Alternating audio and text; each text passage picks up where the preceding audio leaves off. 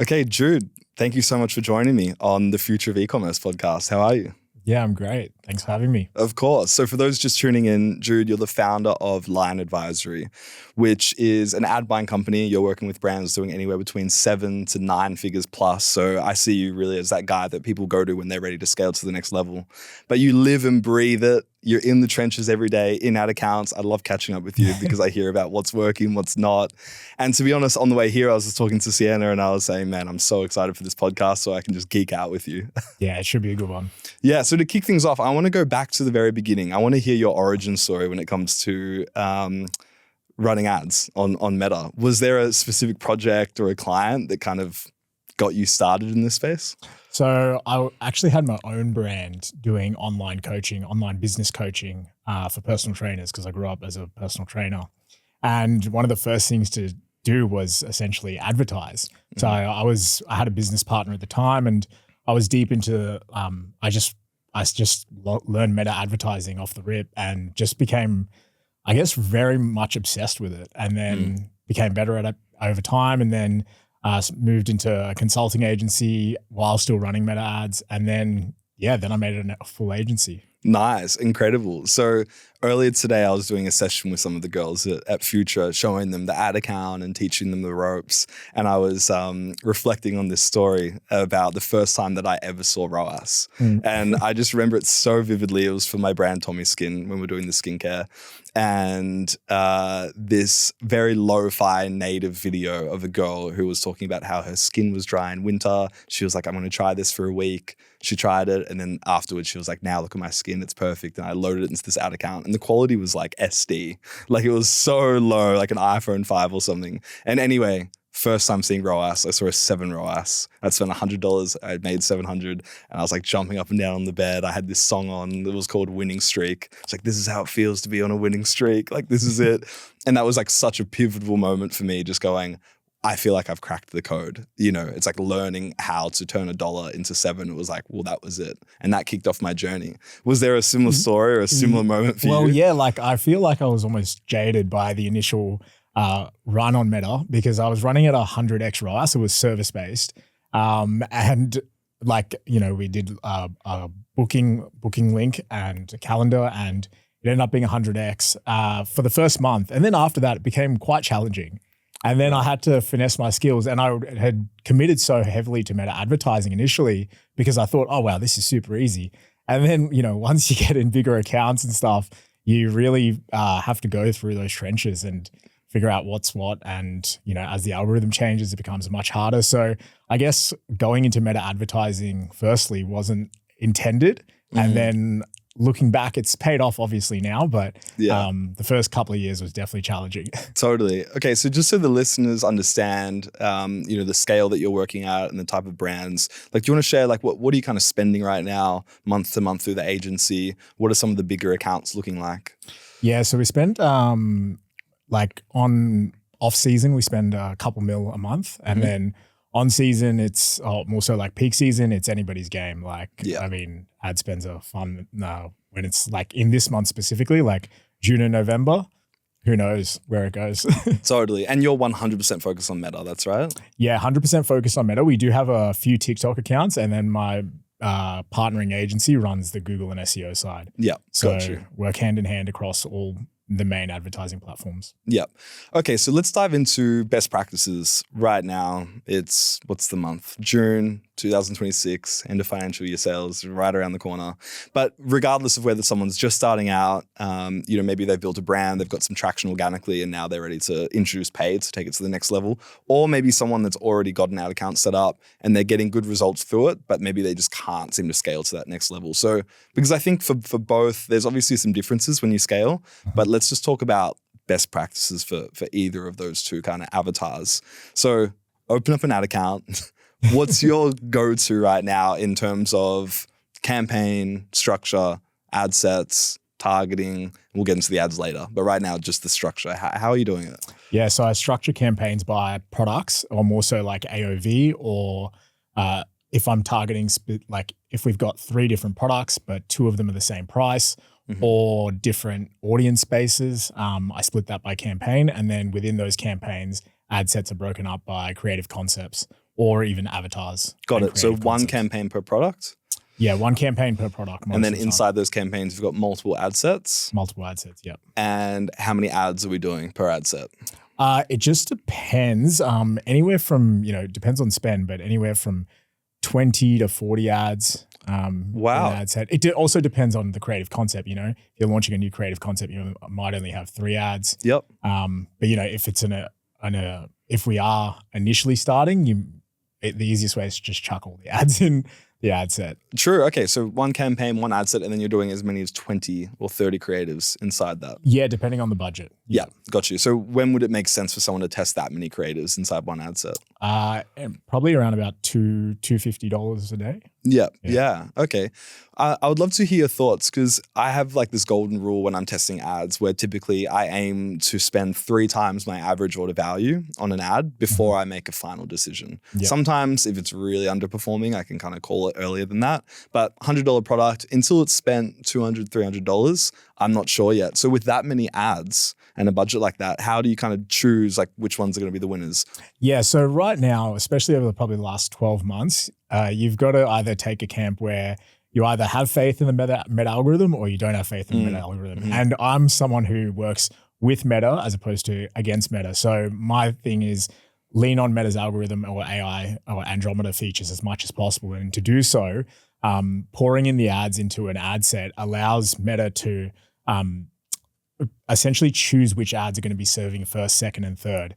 And that also gives it more of an opportunity. I almost see the ad sets as less of something that impacts the overall ad account, and it's more so for an internal purpose of understanding what's in each creative concept or what's in each avatar, as opposed to it being structurally better for meta to optimize on. Mm-hmm. So in saying that, like if you've got 20, 30, 40 ads in an ad set, you will see what meta is serving first in the top of funnel, middle of funnel, bottom of funnel, based on the amount spent, the frequency, and the purchases. So that's where like the faith in meta really comes in. And then we'll split up ad sets. For example, if meta isn't pushing in the top of funnel effectively and maybe one ad's getting 90% of the spend, and we want to actually get 70 to a good top of funnel or first serving for meta or for the ads is around about 70%. So if that's not happening effectively and you're not seeing a linear distribution downwards from the top ad spent down to the bottom,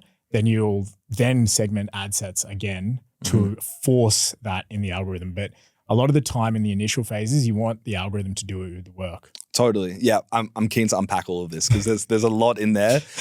To begin though, I'm going to put my hand up and say, absolutely, I will trust the meta algorithm over myself. So I get that. It's like, you can't beat the AI that they're building. They're obviously pouring billions of dollars into it to find you customers. That's their whole business model. So why work against it? Obviously work with it.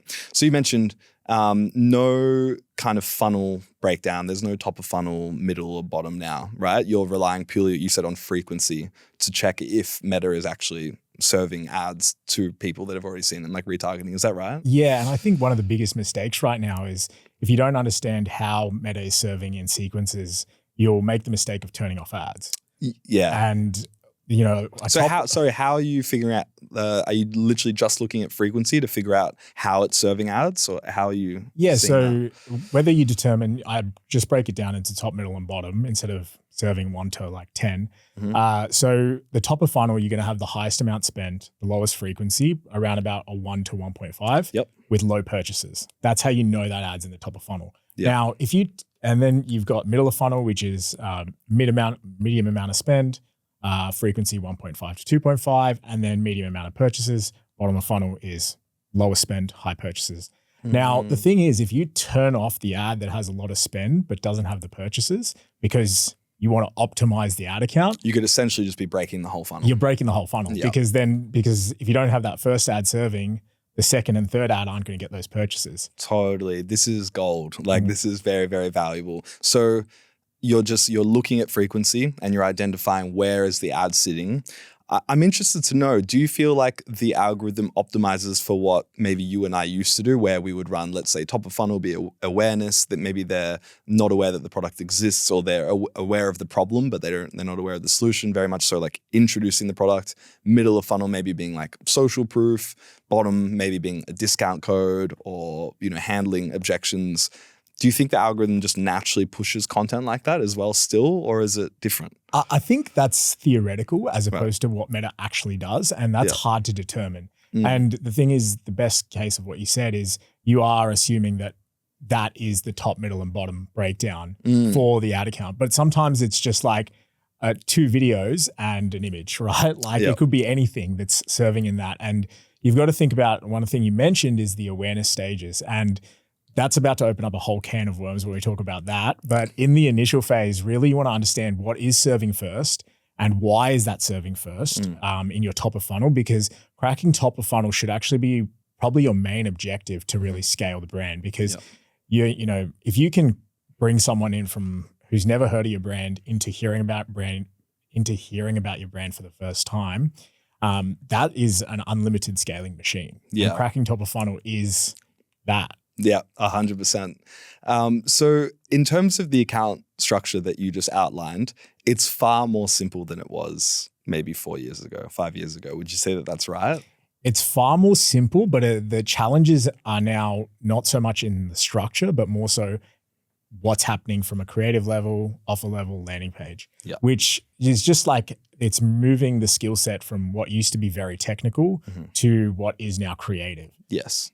So when, like, for yourself, would you say that you're more technical or more creative? Yeah, I'm super technical. Yeah, I love being technical. Yeah. And then when the changes happened around the creative side, my brain has gone into a different world because I'm very analytic with data, and now I've had to move into my creative brain for the last 6 months. We actually completely pivoted our agency last year from, it was just straight performance. And then from the start of this year, I spent the last 5 months just figuring out the creative side, building a creative department, and now our creative department's half our agency. Yeah. Oh, amazing. Incredible. So let's talk about that. And I find it really interesting what you're talking about when it comes to, in theory, this is what awareness, top of funnel looks like. This is what bottom of funnel looks like. But like you said, Facebook's just going to find the best creative. And that, we used to do that, put a bunch of ads on the wall, try and pick the one that's going to be the best. And it's like, we got it wrong.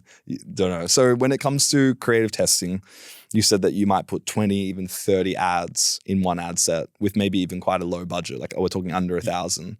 Only when you're starting out. When you're starting out. So as you start scaling, what does the creative velocity look like? How do you kind of stack ad sets inside that account with that kind of structure? Yeah. So then once you've got that initial ad set, you're then stacking or creating new ad sets every time you're creating ads. And then it's segmented in creative concepts. Then you might have a general ad set that you initially ran with, and then you could have broken it out into creative concepts. So now you've got creative concepts or avatar types throughout those ad sets, but it's more for your own understanding as opposed to necessarily Meta's understanding. You can structure your ad sets by whatever you really want. Yeah. So define creative concept for me. What do you mean when you say that? So every, the underlying creative concept, whether if you're selling a toothbrush, the underlying creative concept around a product could be it's brushing your teeth in a different way than normal. Like that's the creative concept that's underlying it. So it's an angle, is it? It's an angle essentially. An angle plus an avatar type. Yeah, got you. Angle and an avatar. And then how do you approach formats? Because I know that Andromeda, these updates, it loves creative diversity in formats in terms of photos, carousels, videos, UGC, high production. Are you stacking that as well, all in the same ad set? How are you testing that? Yeah, so that's in our, how we segment that out is through a creative diversity matrix. So if you've got 8 to 10 different pillars or formats around what you consider to be creative, it's about getting ads in each of those creative diversity buckets. And then, from there, let's say an ad works that is a podcast style, you then can put it into different formats to scale that specific concept. Yeah, got you. No, that makes sense. Okay, so in terms of testing different creatives there was a time there where everyone used to test hooks. They were like the first 3 seconds, you might do a bunch of different hook variations and then the same body, same CTA, maybe even the same copy. And that was like often like a testing framework. And I feel that now, at least for the accounts that I'm seeing, that doesn't really work the same that it used to. And now it's very much so having like completely different formats, like a photo paired with a long form video, paired with a short form video, etc. Are you finding it to be the same, or are you still like testing that first 3 seconds? So yeah, I mean, when it comes to changing little parts of an ad, it's in that realm of variations, which is such a small fraction of what it used to be when you're running in an ad account. Like, you know, you could change a single hook and then reach a whole new segmentation or segment of audience. But these days, if you're, you know, you've got a winning ad, if you're changing the hook or you're making changes to the ad that it's quite a similar ad, but small changes, it's going to reach that same audience. However, it'll be able to squeeze more out of the ad. So if you found a cracker ad that's 2 minutes long and it's just printing like you know, it's at like $200,000, for you to get an extra $50,000 or $100,000 out of that ad, you would then change the hooks. Right. Okay. And so you're simply just changing the first 3 seconds, leaving the rest the same? No, there's a whole strategy. Tell me about it. And give an example of this? There's a whole strategy in terms of actually changing variations. The first thing you can do is hooks. You can change the visual hook or, you know, the actual video part of the hook, or even, you know, making it go from 2 minutes to 2.5 minutes to 1.5 minutes, to changing the awareness stage, to changing the avatar type, to changing the background, to changing the CTA. There's multiple things you can do while keeping the reason the ad is actually working still working. Right. Okay. So for someone looking, let's say they bring up their ad account now, looking at your top 2 or 3 ads, because it feels like you're looking at it from a very, very different lens to how other people would look at this in creating variations. Like what you just said then is incredible. So I'm looking at my ad. What is the part of the ad that needs to be consistent? So you need to find it. So if it's a VSL, it's going to have a certain structure where it might run through 10 different things. Now, if you change the timing of that ad, it's now going to, let's say if you take an ad that's running for 2 minutes, you make it 1 minute long, it's still, you can condense the points and still have the overall ad working. Right. Yeah. Or you can change it from going top of funnel to middle of funnel by making it 1 minute long. Right. One of the ways you want to squeeze out as much from an ad as possible is literally you need to support that ad with other creatives that's a similar type. It might be a similar avatar talking about the same thing. But once you find a winning ad, the best thing to do is, yes, scale it as aggressively as possible, but start pushing variations in it. The reason you need to do this is because ads fatigue at a certain level, whether that's 50,000, 200,000, $1 million, that ad can only hold a certain amount of spend. So you need to support that ad in its scale. And that's one of the things, or one of the mistakes I've seen in the past, where people will get one winning ad, they'll ride the coattails until that ad doesn't work in the account anymore. Yep. And when an ad fatigues, it's over. Like you're never putting that ad back into anywhere. It's like a waste. So you want to, once you see the ad winning, yes, scale it, but then really focus on the creative velocity and what's going in that ad account to support that, whether that's ads of variations of that ad, constant tests within the same creative concept, switching the avatar, whatever that might be. Yeah. So I speak to a lot of founders who have got this down. Like they understand the need for testing different angles, different avatars. They understand the need for different creative formats. They're launching new ads in their ad account every week, and they're just still not getting that traction. So, you know, push past that kind of level of scale that they're at. So I want to zoom out for a minute, because before you mentioned things like offer. I mean, it all starts there at the end of the day. You mentioned landing page. Very small changes on your landing page can have drastic effects inside the ad account. So what's your approach? Let's say you're looking at a brand new account. What else are you looking at? Are you considering email? Are you considering checkout pages, product pages? How are you looking at the offer and figuring out how you can position it so it's stronger? What's your process? What happens outside of the ad account that will directly affect the ad account? Yeah, so right now is more so how it used to be 2 years ago versus now. I would say probably what happens in the ad account can be around about 5 to 10% of that actual purchase. So I look at 5 to 10% of the reason someone bought is due to the ad account, and the other 95 is completely separate. Yeah.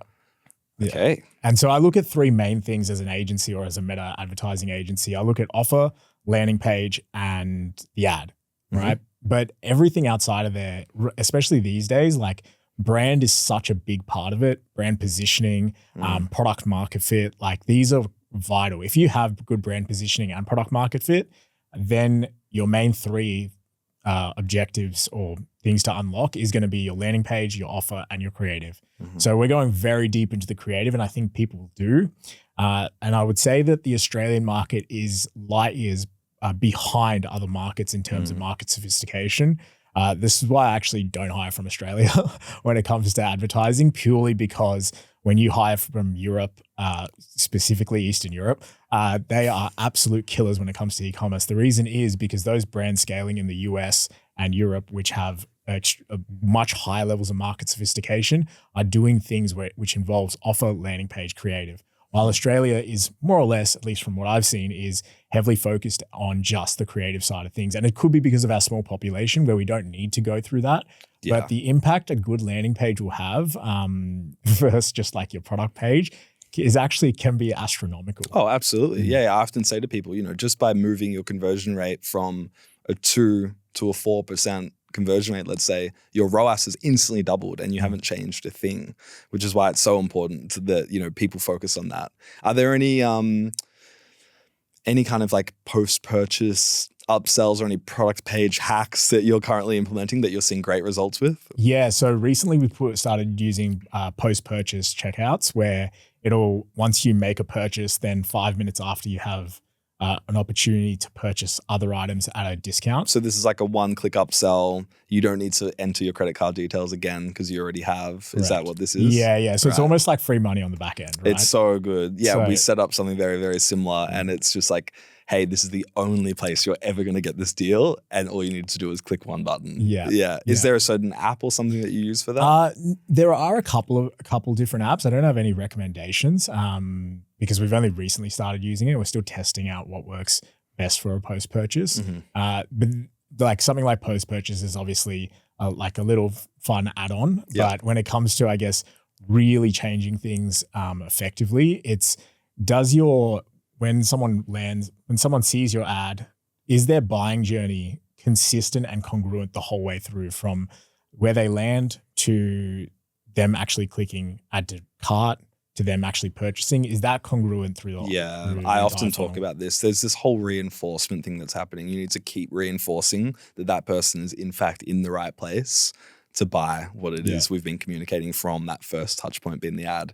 Yeah, I couldn't agree more. When you're auditing ad accounts, auditing brands, so you mentioned first with the ad account, you leave it quite broad.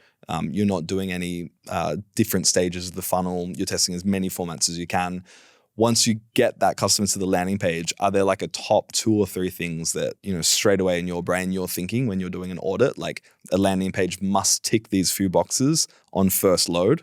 Like what are you thinking? Yeah, so firstly, it's I think above the fold has much more of an impact than people realize. And then 90% of traffic is going to be on mobile. So what's above the fold is really going to have to hook people into scroll down, and not a lot of people scroll down. So in those first few images, what do they look like? Are they showing credibility, reviews, or is it looking like a cheap dropshipping store, right? Yeah. So that is imperative. And then from an offering perspective as well, what's on that offering page? Like really what we do as a marketing agency, we funnel hack all the top brands. And, you've got some brands scaling, especially in supplements right now, that are scaling from 0 to 9 figures in like a year or 2, right? So they've got the science down pat, and you want to figure out how you can implement those things in the brands. At the end of the day, right, if you go into trying to do this all yourself and also not doing, and you go and test things because at the end with Meta, you're buying data. If you go buy that data, test against your landing page, it's going to cost you a lot of money. So the best way is essentially take the data from other brands and implement it yourself. Obviously don't copy them. Well, you can if you want, but you're not going to copy them one for one, but understand why something is working and how you can implement it in your brands. Yeah. And the thing with e-commerce is it's all trends at the end of the day. Like people find something, everyone in e-commerce figures it out for 2 months. Then the next wave starts. A common wave that happened recently was long form natives. I don't know if you Have you heard of long form natives? I haven't, no. So long form natives, essentially, they're still working, and they are still working. So if you're watching this right, in June, they are still working. So it's essentially a 1-by-1 image on Facebook that looks like a native post on Facebook. It's coming from a ghost avatar or a personal avatar that's created by the agency or brand. And they're speaking to the audience, but in a 1,500 to 2,000 word essay. Wow. Page breaks, and it's pretty much targeted more so at like the older demographic who still read a lot. Got you. It's not going to work for someone who's 18 who hasn't read that much, but the older demographic still reads a lot on Facebook. So those ads serve specifically to Facebook. People think they're it's just someone posting. They start reading. It's got a killer hook. Before the see more button, that it's engaging. And then, they're 75%, they've read 1,000 words, and then they realize they're being sold to. It's too late by then. If you're copywriting effectively, you can get some really good sales. And wow. So sorry, I may have missed it, but is it a photo or a video? It's a photo. It's a photo. It's also not a form copy. Yeah, 1,000 words plus. Yeah, and it's also not a photo like a product photo. It's like a photo of nothing. Right? So it's like give me an example. It could be a photo of the side of this wall. Right. Right. And it could be like about windows, for example, right? You're selling windows. It's like the side of that wall with a gap in it. Like it could be anything. It could be a photo of waffles and you're talking about your wife getting you breakfast and you're selling like a supplement at the end of it. Yeah. Okay. Right? Wow. Yeah. This reminds me a little bit of advertorials. However, it's on platform, whereas advertorials are off platform. Wow. Okay. So for someone that wants to create one of them, the idea of writing 1,000 words might be daunting for a founder. How can we use AI? What copywriting techniques do we have to be aware of to successfully execute this type of creative? Yeah, I think AI works the best when you actually give it a lot of reference points. So if you go to America, or more so go to the Meta Ads library and go to the American market and find the top scaling brands, you'll find some of them are utilizing long form natives at about 90% of their top performing ads. So you take those as references, you now have a framework for AI to understand how to write this. And then you plug your product, you plug your hook, you choose the image, and then you have to chief the copy.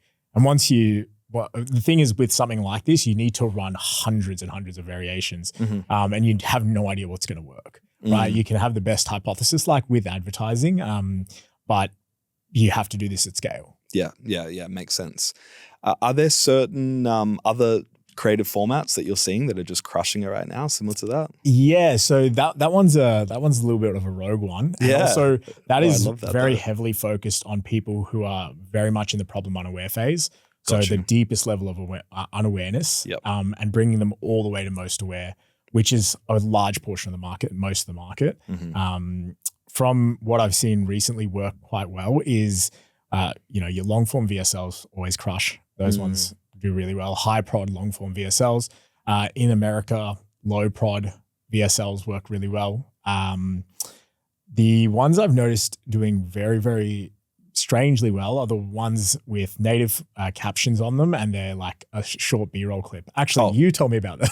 Dude, that's my jam. We talked about that. That's my jam. I love them. Even to this day, I was going through the ad accounts today. They're still some of our top performers. Yeah. So for people listening, it's literally just grabbing B-roll. It could be one clip, maybe 4-6 seconds, or it could be a few clips. And then we literally just grab trending music, add it to it, and then TikTok or Instagram native style text. And of course, it really comes down to the copy. You need extremely strong copy with these to get them to work.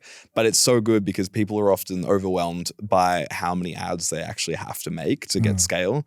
And a format like that, it's very easily rinsed and repeated. Well, yeah, you can pull out so many ads through basic formats. Totally. And I think right now in terms of the advertising space, people don't want to be sold to, and they don't want to be sold to more than ever in this market.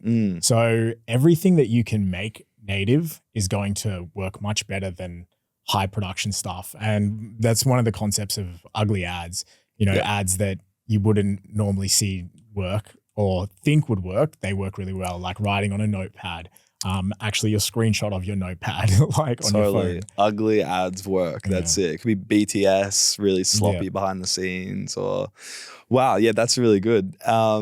So for someone that needs to find that creative velocity, do you have any like go-tos? Like, you know, you're working with a ton of brands. Like, do you give them any kind of frameworks for them to, you know, how do I get more creative out? You're saying you need, you know, hundreds of ads.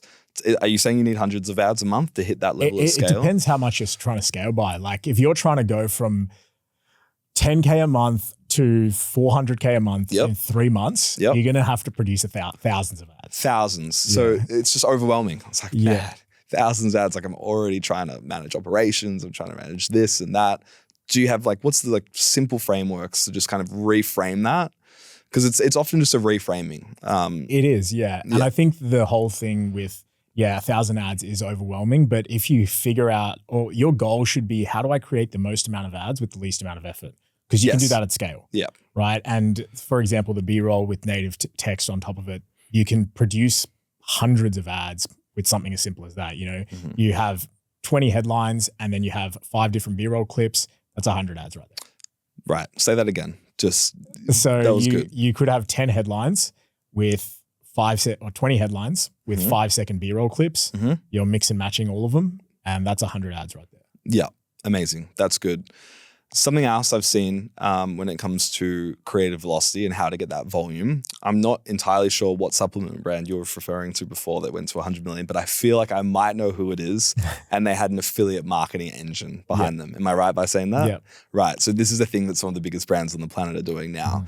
And it's not always about actually having to have thousands of affiliates. You actually only need a small handful of affiliates that are exceptionally good, and they will make up maybe 80% of like the quality content coming out. Not saying you shouldn't have hundreds, I'm just saying that 80-20 rule. 80-20 rule. So affiliates and how they play into creating content for ad accounts. What's your thought on this? Yeah, and this is coming down to that nativeness in the platform.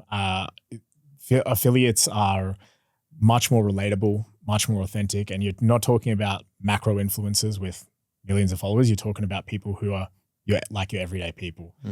When you're talking about trying to scale, affiliates is I would honestly say the strongest strategy. If you can get or do a lot of product seeding on a content flywheel, for example, you're sending out 10 products to 10 different creators every week.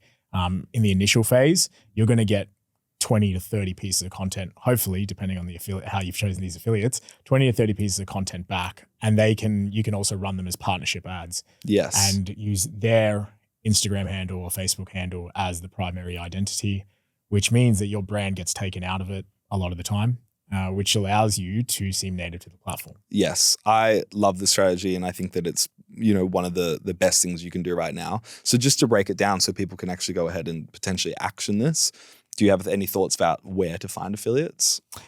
Yeah, I mean, there's you can source them through Instagram. We use some of the platforms we use is like Modash is one of the strongest softwares to go out and scout out influencers that are rising in specific niches, in specific audiences.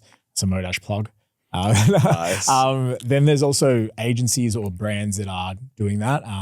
We work with one called the Commission Club, which works across all our brands. They have, it's essentially all our brands affiliates in one place, which then our brand will post a campaign, product seed, and then it'll send out as well. Incredible. And like when it comes to paying them, I'm unfamiliar with those services, but is it can you do a per CPM? Is it a per post? Is it you've posted, but now I want to license it for the ad account? Like, how does it typically work? Yeah, so you can do per CPM. The best way to do it and what the biggest brands are scaling with is commission. So a percentage of revenue. That can go up as high as, I know the top scaling brands are doing it as high as 25 to 30%. I wouldn't pay you in the initial phase as you don't have any brand credibility. You're not going to be able to pay with commission at a high rate where people are going to be like, hey, this product's going to sell readily. I'm going to make a lot of videos because it's going to equate to a lot of commission. So you're probably going to pay per video. And then as your brand grows in the ability to sell products easily, then it's going to move towards, hey, commission-based or very heavily commission-based. And that's what we run with a lot of our brands that have credibility is commission-based, because then you're only paying on what you're making, which is the best case scenario. Yeah, incredible. No, that makes sense. Okay, shifting our attention to AI, because I think, over the last year or so, AI's advancements, especially with ad buying, there's now MCP connectors readily available. More people are waking up to the API functionality of Meta as well and realizing they can tap straight into it. I would love to hear from you how you're incorporating AI into your workflows, if at all, in terms of maybe it's setting up accounts, maybe it's actually creative. You already mentioned writing copy. You might be using it, but how far into it are you and how much are you adopting it? Yeah, I've become AI is taken over my life essentially. Okay. From the last probably since the start of the year, I've been spending a lot of my time in AI. How can we automate staff members? How can we automate flows? How can we just get more output? And the thing what I noticed with AI is if you have you are going to be replacing your staff. It's an inevitable reality. But in saying that, the staff that you will hire will have different positions. So when I replaced landing page builders, I hired more creatives. In the same way, like I changed from hiring web developers, I still hire web developers, but instead of hiring web developers, I hired CRO experts. So AI works really, really well, but if you don't know what you're looking for and you don't know what success looks like, then AI is not going to work in your favor. Yes. Right. And that's the thing with like when it comes to even advertising or creative, if you don't know what success is going to look like or what you should be, what that end state is, how are you going to prompt it effectively? You're really then banking too much on AI's research, its own research to come to a conclusion. Yeah. And something like Meta, it doesn't understand the algorithm well enough. It's because at the end of the day, it's pulling from what it does know to enforce it. So if you give it the research, then it will work. And we do that. We use AI specifically in our agency for nearly everything. It's just a multiplier of output. So from launching, there's some days we have to launch hundreds of ads. Like it's going to take too many staff members. So we use AI to launch lots of ads. We use it for analysis over everything because you can pull from so many different places within your ecosystem simultaneously and compare all that data. We use it to integrate with Shopify. But our biggest lever at the moment so far has been just more output. So giving the staff members or creatives or landing page builders or media buyers the ability to use AI in what they do gives them 10x output. All right, let's talk about that. You covered so much there and I'm keen. I want to break it all down. It's so good. The first thing that you said that really stood out to me was, okay, I'm no longer hiring web developers. I'm now hiring conversion rate optimization specialists, CRO people, right? So that's the distinction there. It's like, I'm assuming you no longer need the web developer because the page can be developed very quickly with something like Claude Code, but you need the CRO expert because they know how to prompt it, how to guide it, and how to get the outcome that you want. Am I right by saying this? Correct. But more so they understand if something is going to work at the end of the day, right? Because they understand they've seen landing pages that are really good and they know what to look for. Yes. So it's almost like QA in a sense. Like they're doing the QA, they're doing the prompting, they're doing the QA, and because they understand what they need to achieve. And I like that way of looking at it because it's a completely different org chart. It's a completely different set of roles that we're moving into. And I think that's what people need to start wrapping their heads around. What would you say are the roles inside of the agency right now that are just irreplaceable? I mean, I could probably start by saying sales, relationships, partnerships, that human-to-human connection with the client. I get it. Outside of that? Yeah, customer success is the only thing I haven't replaced. I wouldn't want to replace it because you still need someone to orchestrate each task. So for example, one media buyer could only handle maybe 10 accounts. Now can handle 50. Yes. They don't handle 50. They just handle 10. But that is the reality of what is going to be coming. But you do need someone to orchestrate. So I don't think anything's fully automated. I do think it can be better. But for example, if you have a copywriter and they're not focusing on variations and just chiefing the copy and not using AI to produce 95% of it, that it should change. Got it. Copywriting was one of the first things to kind of, I guess, go. Or another way of saying it, accelerate the person that yeah. you've already got, where they write once and now they've got all these variations. Yeah. And I think similar sort of situation with graphic designers and video editors. You know, like if they're not using AI in their workload, they're going to fall behind. And I think that's where it's inevitably going, right? Like every single role I have is using AI drastically. And it's because they understand what success looks like in their role, they're able to use it effectively. Yeah, wow. So Meta's publicly come out and said that their Northstar vision really is just for you to essentially log in, tell the platform how much you're willing to spend to acquire a customer and hit enter, which I think is wild. How far are we away from that? Oh, I would say probably 12 to 18 months. That soon? What does that mean for you? Yeah, so I think learn a different skill set. No, I think 12 to 18 months, that thing is going to start coming to fruition in a real way. And I think it's going to... Because that seems quick, because when I turn AI optimizations and enhancements on, it's junk. Like what I'm currently getting. It is definitely junk. And I don't think it's necessarily Meta doing it themselves. And that's why they tried to acquire Manus. If they had acquired Manus, which they got blocked on, it would have completely changed the game. If anyone uses Manus, you'll know how insane it is and how much it can do and how integrated it is with your system. And just like the things it can produce, like and how intuitive it is. That's the thing that scares me. The low barrier to entry, and then also how intuitive a platform like Manus is. It's just once you really get stuck into something like Manus or even Claude Code, which if you're a little bit more advanced, you'll realize how close this stuff actually is versus what you're thinking like it's going to happen in 5 years. Like, yeah, I think a lot of things will happen in 5 years. When it comes to something like Meta ads and also how a business runs, that is going to drastically change in 12 to 18 months. Wow. And is Manus, you recommend Manus to people that are looking to start optimizing how they ad buy? Yeah, I would say Manus is probably the easiest one, just given the complexities of setting up Claude Code in the best way. Claude Code obviously will be the most advanced thing for AI, but when it comes to getting 90% of Claude Code, it happens on Manus. Right, okay. And you mentioned before, uploading hundreds of creatives. Is that something you can automate as well through Manus? Yeah, so Manus has an MCP that's been there for a few months because Meta has spent resources to get connection there. But Claude recently dropped its MCP for Meta, and also ChatGPT dropped its MCP for Meta as well. Yeah, unreal. So for many brands, they'll start scaling, and you get ROAS, maybe you're launching into new markets, and you're just sales growing month by month. And then one thing that can often make or break a brand success is their back end. So that's things like fulfillment, their customer service, and can they actually withstand that growth? And we work together on a lot of the same brands. You're running ad accounts for a lot of future clients.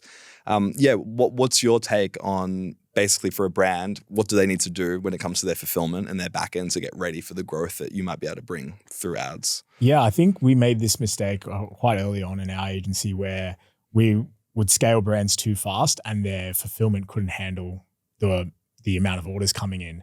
And we had a brand that we scaled quite aggressively. They had a 6-week delay on their orders. And then we realized this is something we need to be primed for going into scaling any brand. So understanding as much as you get really caught in the weeds of understanding a brand's operations, fulfillment, logistics, all these kinds of things, I think it is imperative, especially if you see a brand that has the potential to really scale, the main bottleneck is a lot of the times operation and fulfillment. So working with someone like yourselves and having that security that fulfillment can keep up with scale and demand has been a blessing. Awesome. Jude, thank you so much for your time. If people want to find out more about your services, line advisory, maybe they want to work with you, where should they go? Yeah, so you can find me on Instagram, like Jude_DE, or LinkedIn, Jude D'Souza, and then my website, thelineadvisory.com. Unreal. It's been great to chat. I've really enjoyed it. I feel like we've just geeked out for 45 minutes. It's been awesome. It's been a pleasure. Thanks for having me on.